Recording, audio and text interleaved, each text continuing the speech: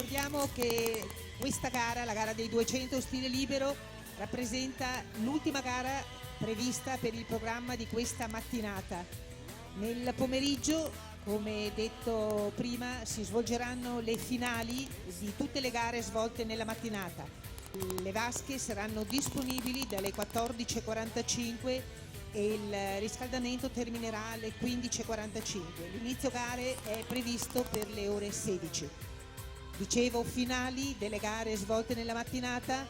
Si svolgeranno inoltre delle staffette, una staffetta integrata tra atleti del Nuoto Veneto Banca e della Sport Life Onlus e due staffette maschile e femminile degli atleti The Siso che hanno ottenuto prestigiosi risultati ai recenti campionati europei di Loano.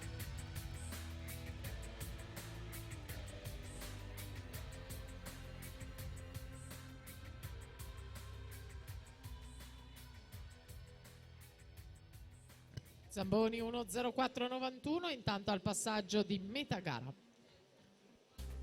Per la seconda batteria Tommaso Alba, Città Sport Vicenza in 1, Matija Ratko, Kikhinda, Serbia in 2, Tommaso Cappelli, Virtus Poggibonsi in 3, Riccardo Garbujo, Veneto Banca Montebelluna in 4, in 5 Luca Rodighiero, Sport Management, in 6 Leonardo Nardotto, Acquarea Vicenza, Nicola Vlatkovic, Proleter Zerinian, Serbia in 7, in 8 Marco Cattagrisa, stile libero.